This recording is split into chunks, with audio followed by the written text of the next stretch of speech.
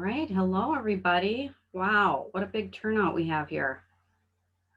My name is Wendy Sweeney. I am the manager for PANDA. I'm also a licensed psychologist. Welcome to my workshop, Help, I'm Burned Out. I'm assuming you all are having these feelings or you wouldn't be coming to the session. Just a couple of reminders here before we start. There is a participant handout, which is an interactive handout for the workshop that is located in the participant materials folder on the main flyer. I would encourage you to print that out prior to the start of the workshop. If you haven't yet, run back and do that. If you have any tech needs, please chat to Heather Williams. We need you to use your first and last name like a name tag so we know who you are. And I will be having several activities. Since we have a short period of time, we'll be using the chat box to communicate for the most part. So let's get started.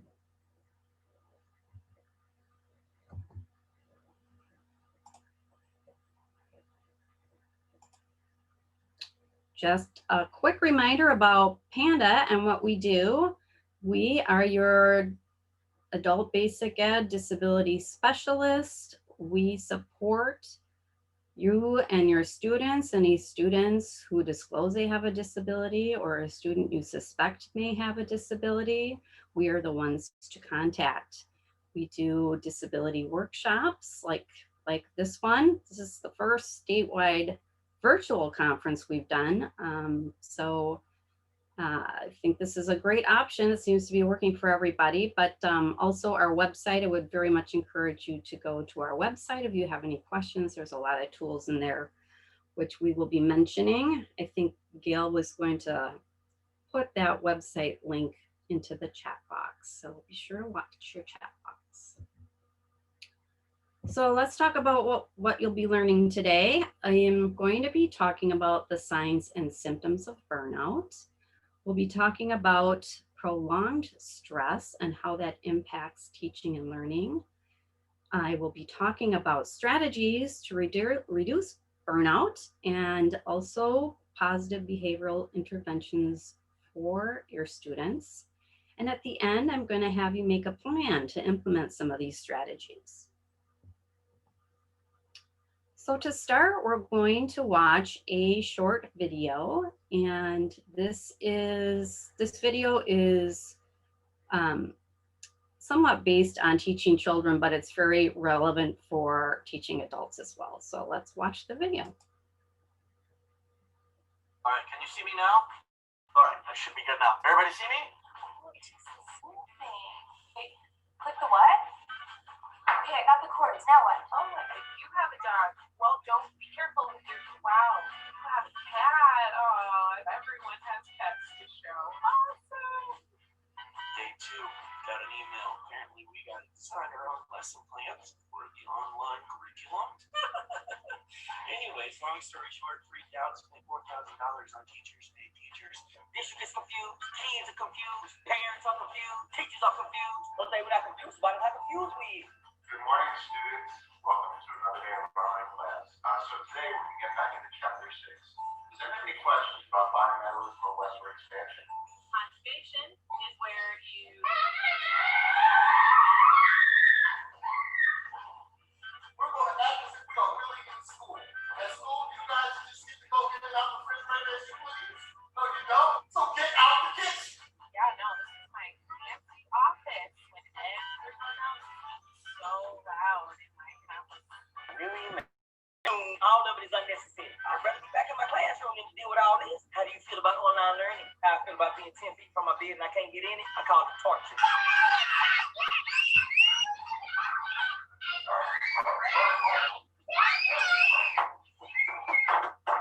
only day 3. And I'm already hiding from my children. Not my school children. My real children. All right, I got a math problem. Now, if Daddy's been locked up in the house for 15 days, times 3 hours a day for teaching y'all, divided by 2 hours of sleep, divided by 11 more hours of him having to clean up after y'all. Teaching from inside a closet today, as a parent, I have found it is the only way to escape my children and stop them from interrupting. I feel like the kids on Jurassic Park. If we don't move, maybe they'll leave us alone. One of the things. Hold on a second. I'll be right back. Ah! Sorry guys, I thought I had the meeting. Have a great day, okay? Recess. Go outside. And after that, get suit up and go back outside because it's PE time. Wow, you guys are all talking at the same time. It's like we're actually in our classroom. I miss you guys.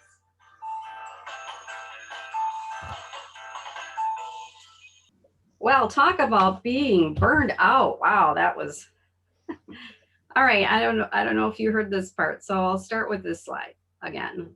Definition of burnout: physical, mental, and emotional exhaustion caused by prolonged stress that occurs when you feel a lack of control, overwhelmed, emotionally drained, unclear or overly demanding expectations, and there's a lack of recognition or support of your efforts. Does this sound familiar to you? There was a recent Harris poll about stress in America I wanted to share with you. 78% of adults said that COVID is a significant stressor in their life. And 60% of adults said there are a number of issues that are overwhelming them and they could use more emotional support. So this is really common, in other words. And there's a lot of reasons for it. So I'm just gonna briefly talk about this. I like to use the visual of the bubbling pot. The more stress that is in our lives, the higher the heat is on the stove to make the water boil. And that you can kind of use that as a visual for what's happening internally for you. But we have a lot of ever evolving school and world changes, beginning with the COVID pandemic and the economic impact, the ongoing virus, whether you're worrying about your health or a loved one who is sick or has died, people that have lost their jobs, and then the racial inequities that came even more to light with the George Floyd death here in Minneapolis, and then all the district and ABE program decisions. I know that especially in the school districts, they keep changing what's going to be happening here for distance learning or hybrid or in person, and it can be very confusing and very stressful. And then you're working from home, a lot of you, I'm assuming, which means there's some isolation from your peers and your students. You're not used to working from home or working on the computer all day or sitting all day. I always joke that I feel like my chair is a part of my body right now because I'm sitting in my chair so much. And then with your teaching, you're used to being in front of your students and interacting with them and walking around the room. So you have that loss of physical contact and interactions, which adds that emotional connection. You lose a piece of that. And then juggling multiple roles, which was shown so clearly in the video with, you know, if you're a parent and you have young children at home, K to 12 age students, and they're online and you're having to teach online, there's a lot of juggling going on. And then there are the internet connectivity challenges, just like we had to manage. Just hopefully that was the end of it. And then how do you go about instructing and engaging your students virtually? You weren't trained to be teaching online all the time.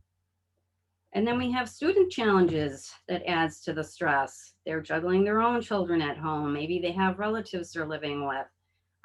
They may have much more added stress as far as loss of employment and lack of finances or basic needs. And then a lot of our students don't have internet access or you know, computers at home. So now we'd like to take a minute. Now it's your time to chat. Please use your chat box and name one challenge which is causing you to feel burned out or stressed. And Lori Yurick is going to read the chat box for me when you send in your comments. Let's take a minute for that.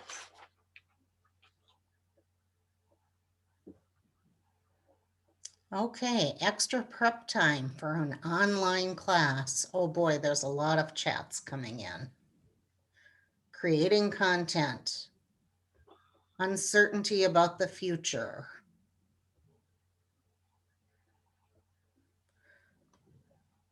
Oh my gosh, they're scrolling so fast in front of me, I can barely see them. Well, just pick out a few of them if you could. On top of COVID, the election. When will it end?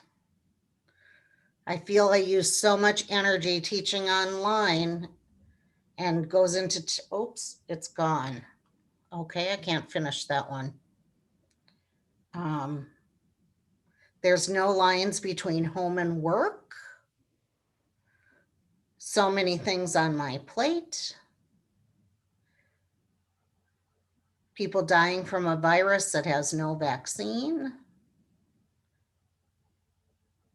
Caring for an elder with dementia and being home with my family 24/7. There's very little room for flexibility. Grieving the loss of the old way of doing things. Okay, thank you. And we could probably spend the entire rest of the session talking about all that you're dealing with. And the ones that I heard were, I think, pretty common. I didn't even mention the election. Of course, we're on pins and needles right now. But so many of you juggling so many things. And so I hope today you will learn a few tips to help alleviate it. So I just want to briefly talk about the impact of prolonged stress, because there's physical and mental things that can be happening as a result. You know, stress is a normal feeling and reaction to certain situations, like studying for a test or applying for a job. You may feel some stress, or if somebody's ill in your home, but it tends to resolve over time. But when it's prolonged and ongoing, it can cause a lot of problems physically: headaches, high blood pressure, heart disease, stroke, impact your sleep. I haven't been able to sleep about this election, that's for sure. And then mentally, higher emotions. Your emotions are much higher when you're under stress. You may react much more than you would in the past. The overwhelming feelings that everyone's feeling, and your short temper. You might be losing your temper because it's coming out sideways when you're not releasing it. And this causes anxiety and depression. Physical and mental health are so closely interrelated. So let's talk about what you can do about it. First off, please be kind and patient with yourselves. You're working so hard. You're doing something you didn't go to school to do. Everybody's had to make a lot of adaptations and be as flexible as they possibly can. And you're doing the best you can. And that's all you can do. Please be kind to yourself. Be mindful of your thoughts. Our thoughts impact how we feel. So I heard many of you saying things in the chat box about, jumping to conclusions, thinking about worst case scenarios, like when is this going to end? There's no ends in sight. Any big time words like everything, always, those are never true. And a lot of the thoughts we have in our head, which we're having this conversation in our heads all the time, are just simply not true. And it just does increase the stress. So really be mindful of what you're thinking and how you're thinking. And then being able to express your feelings and your thoughts and frustrations. I would really recommend you find a vent buddy. I'm a big promoter of venting. Vent it out. Release this, get it out of your head, and call a coworker at the end of the day. Call somebody you trust, or a family member, a relative, anybody that you can find that you can kind of regularly release some of these things so it doesn't come out sideways, like I was mentioning. It's very important that we release some of these feelings, thoughts, and frustrations. And if you are not comfortable venting with a buddy, then journal. Even just journaling, frustrations along with some of the good things that are going on. Cut out the negative media. We are just bombarded by negative media, especially with the election and political ads that we've been seeing and hearing for many months now. But the media tends to be negative, and the reason is that our brains literally are attracted to negative information. It's like watching a train wreck and not being able to turn your eyes away from it. And so they know this. They know this. The politicians know it. The television knows it. I mean, when I grew up, this will show my age, it was black and white TV and there were 5 channels and that's it. Now we have thousands of them. And so they want to get your attention. They pull you in with, oh my gosh. And it's because it's you're attracted to that negativity naturally because it's ingrained in us. It's your survival instinct to find out and make sure to protect yourself. But please try as best you can. Don't buy into it. Cut it out. I don't watch TV anymore. I don't watch news ever. I read the paper. There's a slim line. You want to be informed about what's going on, but you also want to be cognizant of the information you're getting and if it's reputable. So I just read the paper, and that way I can pick and choose what I read. I know many of you are kind of being flooded by all these new technology ideas and all the things you can be doing online. And that can be very overwhelming as well. So try to limit it. Just, picking one thing you're going to do or two, but you can't do it all. And then this is things but just a reminder, deep breathing. The 6-2-4 is what I always recommend, where you breathe in for 6 seconds, hold for 2, breathe out for 4, do it 5 times, do it anytime, all day long if you have to. Exercise, of course, raises endorphins. It's pretty hard when you're stuck inside, and now that it's getting colder, even harder to get out and walk. So anything you can do, even if it's for 5 minutes a day. And then counting to 10, also when you're feeling overwhelmed, just counting to 10 allows your body to calm down. So here's another strategy, identifying the silver linings, because there is a lot that is going on that is well. And we want to focus on some of those positives rather than focusing on all the things that are difficult. So everybody try to send in one silver lining, one thing that's going well into the chat box. Take a minute for that.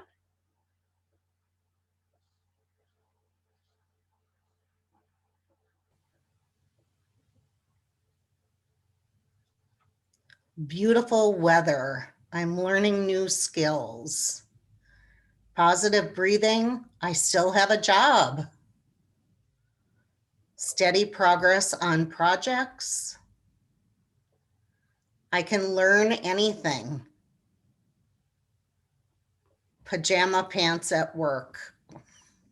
I love my cats. Students becoming citizens.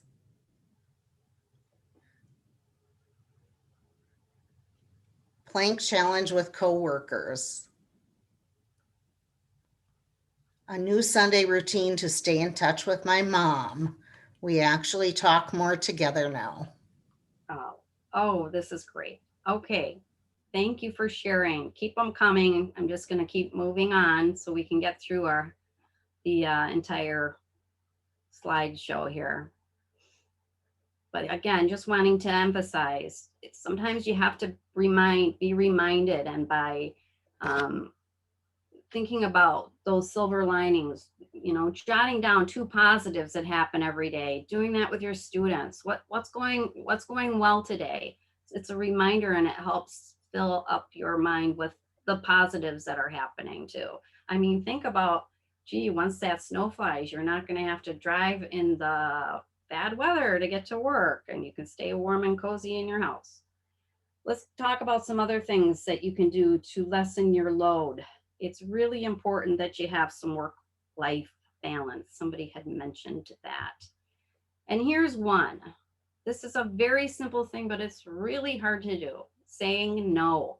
Reduce your obligations.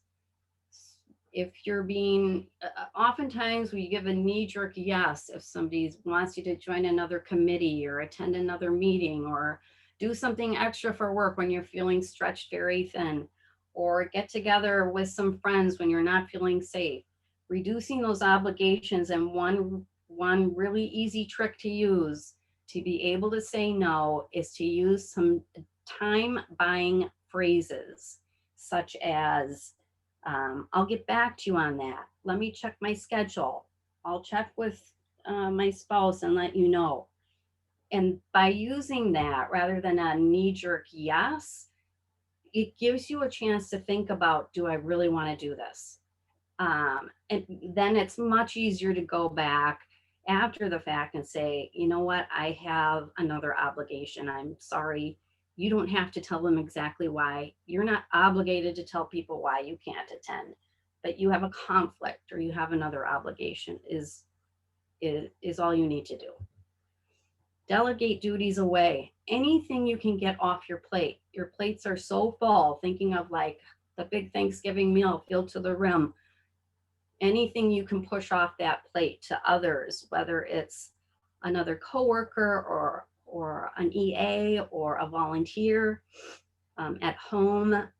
Also passing things off, duties to your spouse, to your children, asking people for help when you need help. If you're confused about technology or you're struggling with your students, reach out, ask a coworker, ask a friend, give me some advice. And self-care. This is something that's so important, and yet, and being in the helping profession, usually you are last on your list, and that's not okay. I want to really encourage you to do something fun every day. Do something you enjoy, taking care of yourself. Now with winter coming upon us, you're going to have to get very creative. We're still, going to be inside our homes for the most part, figuring out a hobby or trying something new. Like, for instance, I thought, well, I used to sew and I have a dusty sewing machine in my basement somewhere. Maybe I will pull that out and try to sew something this winter. But thinking of things, projects, anything you can do that you find some enjoyment, please be sure to do that. And then this is something I bring up in a lot of my workshops, and it's the simplest thing, but it's just so important, is focusing on what you can control. So many of the things that we put our energy into are things that are out of our control. So let's talk about this. I want to do a little exercise with you about what you can and cannot control. So many of the things in our world right now are out of our control. For instance, with the pandemic, I have no control over when a vaccine is going to come down the path. But I can control wearing a mask. I can control social distancing. I can control how much I leave the home and who I interact with. So I want you all to take a minute, and this is on your participant handout, and jot down 2 things you can control and 2 things you cannot control, whether it's world, workplace, or personal for you, home life. And then any you would like to share in the chat box would be appreciated. Wendy, there were a couple questions in the chat box. Okay.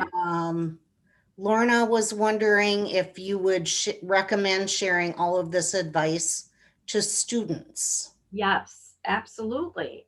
All of the things that I'm recommending you can use with your students as well. It will apply to them too, and we're going to be getting more into, and in a few more slides here, I'm going to start talking about students more specifically, but absolutely, this is this is a activity you could do with your students about what you can and cannot control. Yes, good question.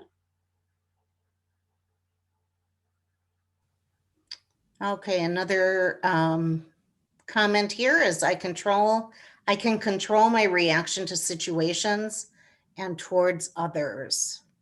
That's a good one. Very good one.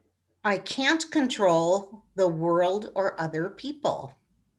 Very true. I can control staying positive. Love it. I can control my tenacity. I can control my self-talk. Can't control my wife. I can control how much extra time I spend online outside of classes and prep. And I can't control the election results. Absolutely not. You've done what you could do. Hopefully all of you voted. That was all you could really do. Okay, that's good. Thank you, Lori. You know, none of us has a crystal ball. We can't predict the future, and we have to be careful about making assumptions and jumping to conclusions because we don't have control over the future. We never have. We can only control the present and how we react. Very well said. Okay, I'm going to move forward here. So now I want to shift gears a tiny bit and talk about the virtual burnout of distance learning. And I'm assuming most of you are doing this at some level. So one of the things to really highly recommend, you may be doing this, but taking breaks and taking them often. We are really, being online is quite stressful for our brains. I've done research on this, and it's we're not used to looking at other people all day long up close, like, you know, we are with the face, you know, it's the big face of everybody, and then seeing yourself while you're also teaching is distracting. You don't see yourself when you're sitting in a meeting in person or you're teaching a class. You don't see yourself, and you're moving around, you're taking breaks, you're looking up and down. When you're on the screen, you're on the screen the entire time, and it's quite straining. So taking those breaks is really important. You can use brain breaks with your students. On your participant handout is a link with to a PDF of some brain break ideas. If you would like, that's on the participant handout. I think Gail is going to put that in the chat box, maybe. Can't remember if we decided that. Also, so one idea too for breaks is what is called the 20-20 rule. And it's every 20 minutes, stand up and stretch and look away from your screen for 20 seconds. And so I want us all to do that for a second, for 20 seconds right now. I want everyone to stand up and stretch and look away from your screen for 20 seconds. And I'm going to time us on this.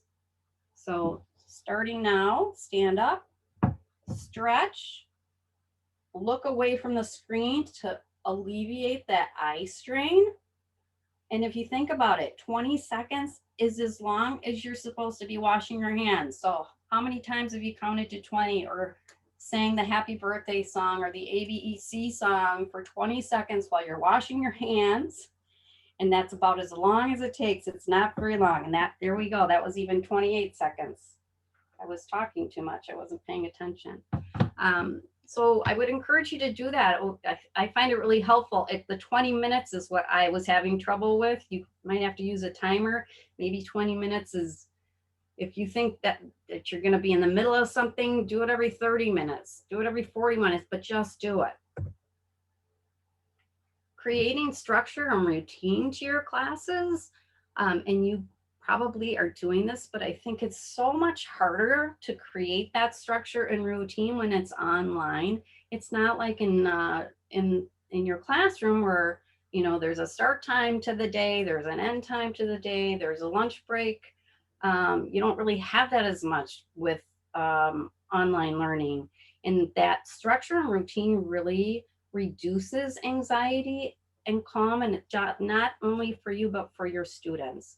So doing those, some kind of structure in what you're doing every day will help them know what to expect. And then thinking about using different platforms to mix it up, or only doing audio. I like to turn my video off because, like I said, it's very distracting.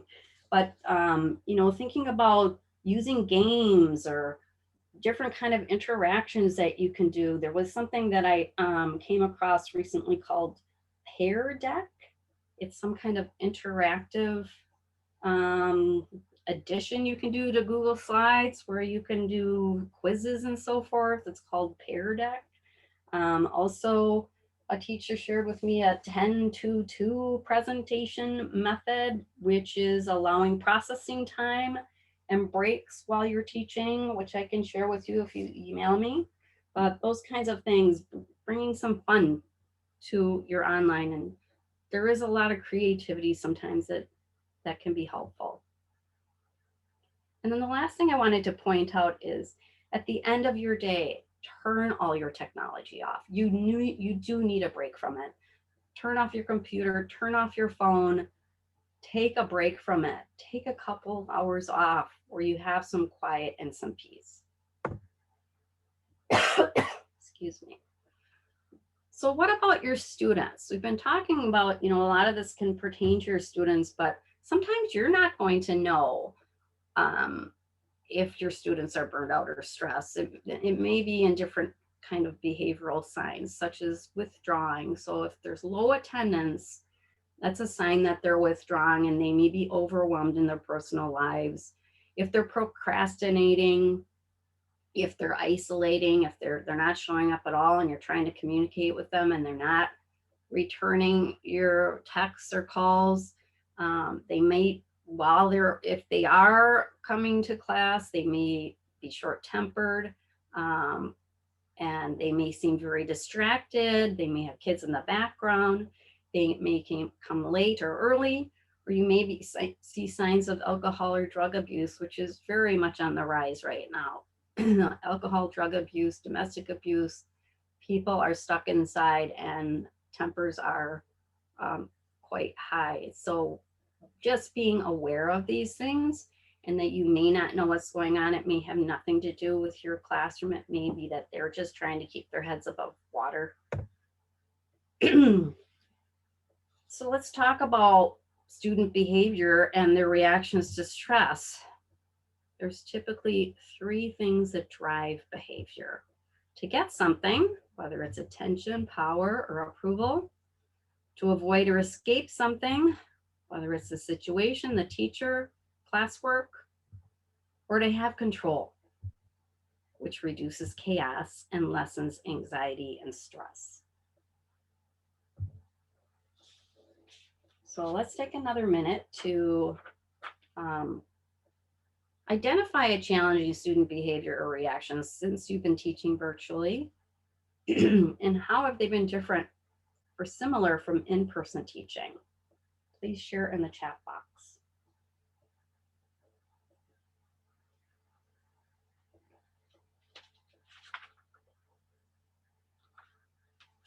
Take a minute for that.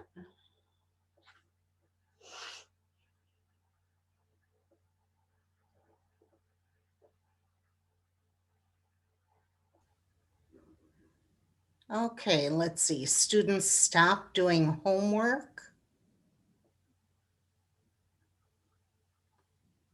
I found students are much more demanding and not as patient. Computers don't work. Low attendance. Students want personal Zoom sessions.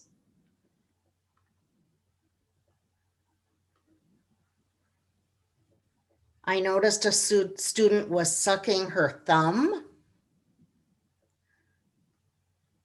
They disappear, but still present.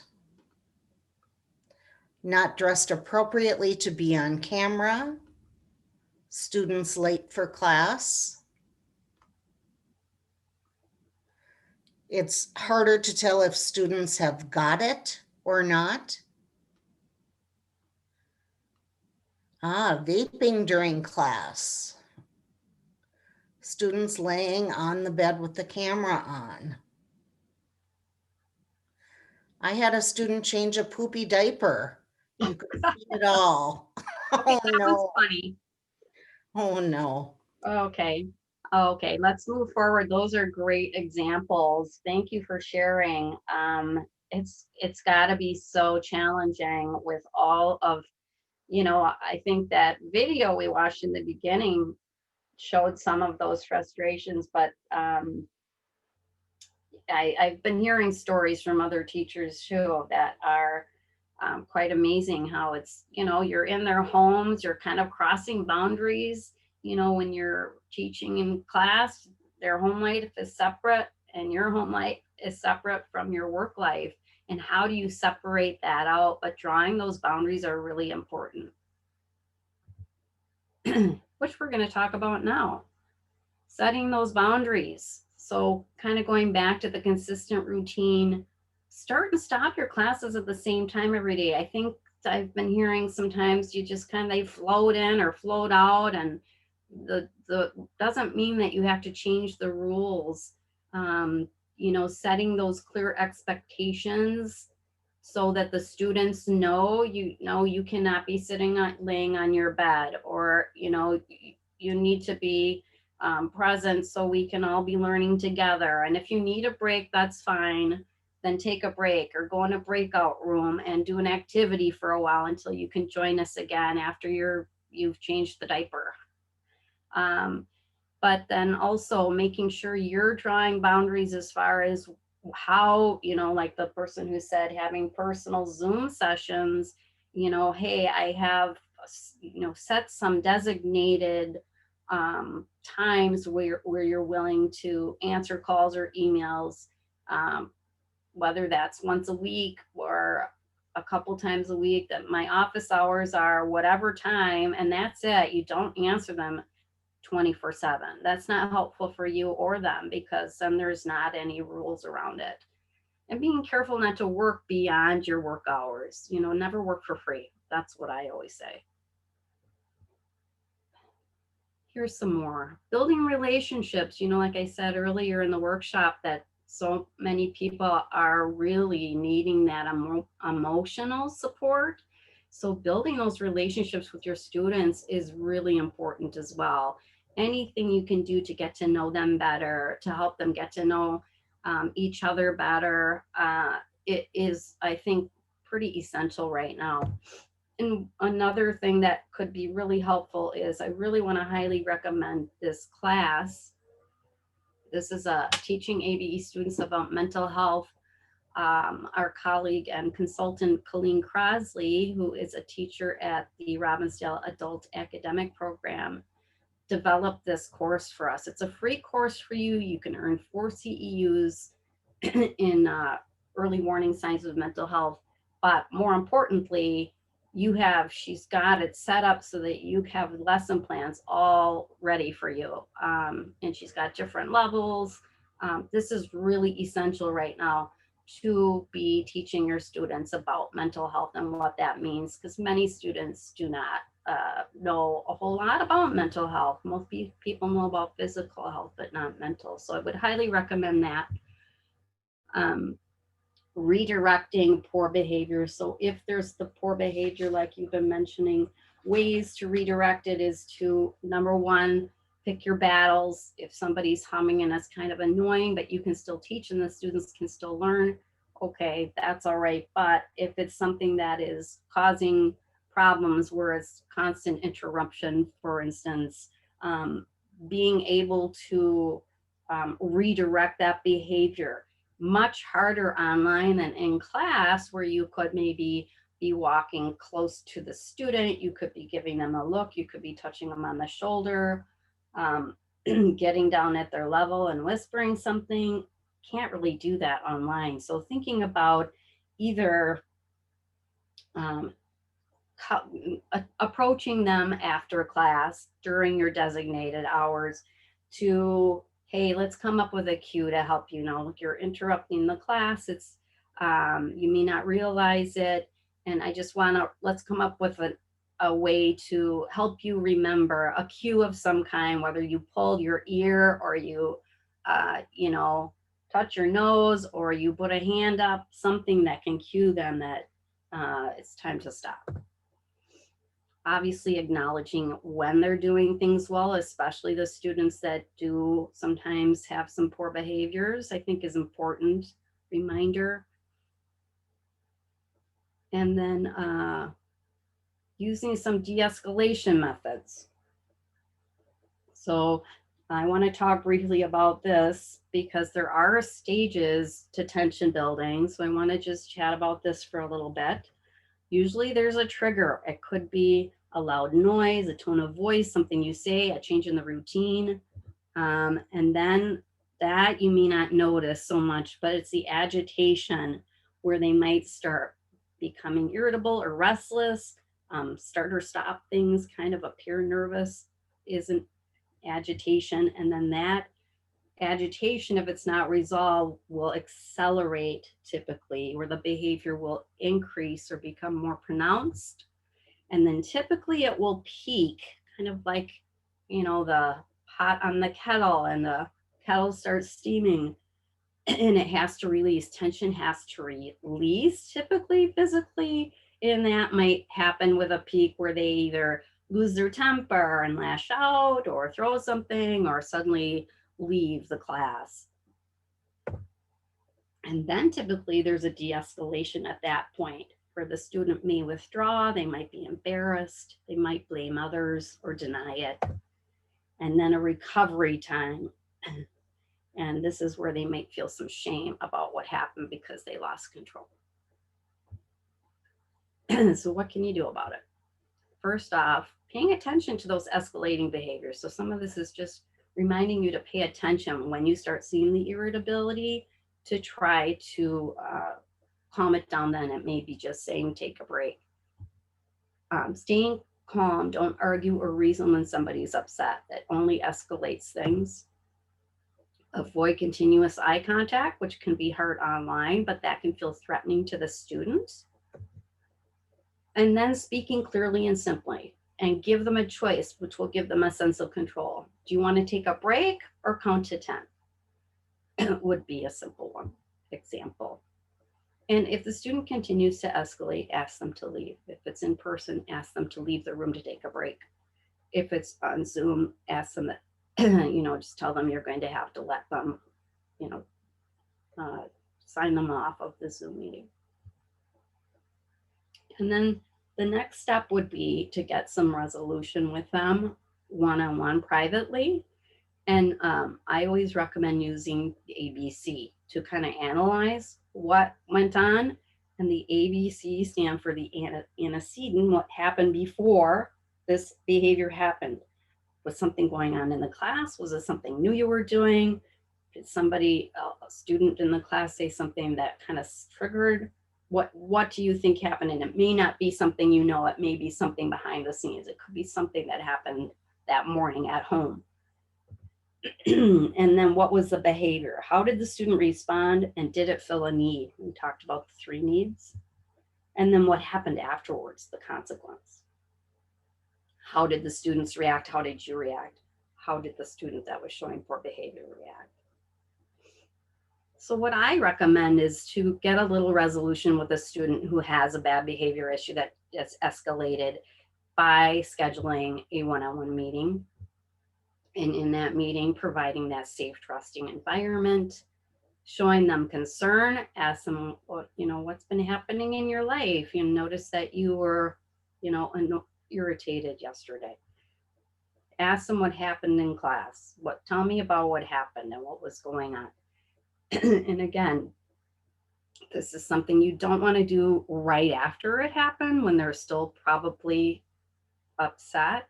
I would recommend you do it a day or 2 later, asking them what happened in class, and then what can I do to help? And let them be part of the solution. Validating by saying things such as, I'm sorry it happened to you, I want to understand. I know this is hard for you. And then making a plan with them for those and any future tension triggers, whether that's a, you know, some kind of a cue, some agreed upon way of, they probably don't consciously aren't aware that it's happening. And so helping to remind them with some kind of a agreed upon cue, whether it's putting your hand up or pulling your ear. And then teach them some calming strategies, you know, to, you know, when that happens, when I give you the cue, do some deep breathing, count to 10. It's okay for you to get up and take a break. Things like that. And then give them mental health resources if they need it. If you're seeing some ongoing challenges, be sure to give them some resources, which I want to talk about now. And this is asking for help. It's a strength. It's not a weakness. It takes a lot of strength to go ask for help. If you had a broken arm, would you not go to the doctor? It's the same thing with mental health. And I want all of you to be reminded of that. Mental health and physical health. It's the same thing. Just because you can't see it doesn't mean you can't use the help. And there's so much help out there. Believe me, I'm in the field. There's virtual and phone therapy sessions at pretty much all the clinics right now that are accepted through insurance. There's a lot of sliding fee clinics. There's 24/7 hotlines that are free. People can access all the time. There's books, there's cell phone apps, there's websites, and these are all on our website, which I'm going to show you briefly. So this is on our mental health chapter or category under resources. I've got a lot of COVID-19 related resources, but here is where I want to point out, second paragraph down. This is a handout which you can print up for yourself. You can send to your students if they need, but you can see I've got all these free crisis lines, a lot of translation available on all these, especially the suicide prevention lifeline. Some you can chat, you can text. There's a mental health crisis response in every county. By going to that link, you can find that phone number in your county, and they will actually go out to a person's home to assess for safety. If you're worried about somebody being suicidal or if they domestic abuse, anything like that. You can call this number rather than the police, but always call the police if there's safety involved. And then I've got a few teletherapy sites, but there's a lot of sliding fee clinics. Like I said, pretty much everyone's doing telehealth right now. Then I have Metro and Greater Minnesota sliding fee clinics. It's not all of them, but a sampling of them. Other resources that are available. There's a lot of cell phone apps. Everybody has phones these days. All of these are free. They will help with anxiety and stress. Check a few of those out. And then Excuse me, Wendy. As well. Yes. Wendy, Lorna has a question. She has suggested that her students call 211 if they need help. Yes. Is that okay? Yes, 211 is on our website too. That's the United Way First Call for Help. Yes, absolutely. I think that's a great place to get resources. Usually if they're not crisis related, definitely United Way would be a good place to call. We have so many resources here. I would recommend you check out that link. And Gail, you were going to put that link in the chat box for everyone. All right, how much time do we have left? Not much. All right, we were hoping to do a breakout session, but an hour is just not enough time. But I really would like you all to take a minute to identify 2 positive behavioral interventions that you will try with your students to manage behavior. And we talked about a lot of them. We talked about setting boundaries, building relationships, redirecting poor behavior, de-escalating, for instance, and then identify 2 strategies you yourself personally will try to reduce burnout and stress in your life. And I talked about several different things: being mindful of your thoughts, finding a vent buddy, focusing on what you can control, using time-buying phrases, any of those things. I want you to make a plan and jot these down on your participant handout. And if any of you want to share a few in the chat box, or if any of you have some quick questions here, we just have a few minutes left if I'm watching the time correctly. Gail, where are we on time? We have about 4 minutes left, Wendy. Okay. Okay. So take a minute to jot down what you found helpful, or something that you can, a few things you can do for your students and for yourself. And if you would like to share some of those in the chat box, that would be fabulous. Or if you have any questions, the last few minutes we have here.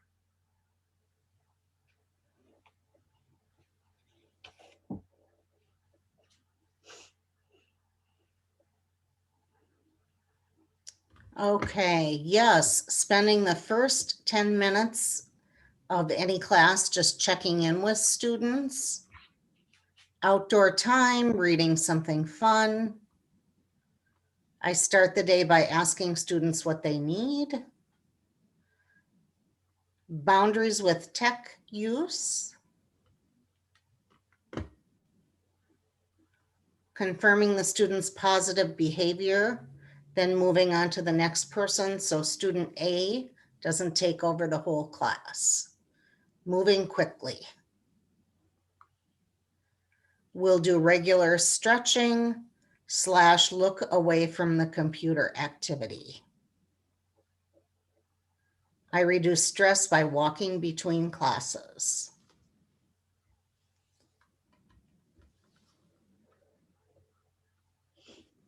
Great. Okay, Gail, somebody is wondering where the presentation handouts are, and I don't recall what the document is called. Actually, in the participant file, I can chat that out right now, but it's also on the flyer, and I just chatted a link out to the flyer. Everything's on that flyer, your links for your next session, as well as at the very top, it says participant folder, and that's where you're going to find this session with all of the handouts in it. Yeah, and then also in that, we had added the interactive handout based on the PowerPoint, but also there are 2 other handouts that I put in there. One is about stress management, and the other one is about positive behavioral interventions. And you can print those off if you like. They were just extra information to share with you. Okay, does anybody have any questions? I think we're about out of time here. Did you want to do the poll, Wendy? Say that again. You want to do the poll? Yes, so there is a short poll at the end if you wouldn't mind completing that. And I thank you so much for your time and your busy days. And I hope you got at least one good strategy out of this session today. Everybody have a great weekend.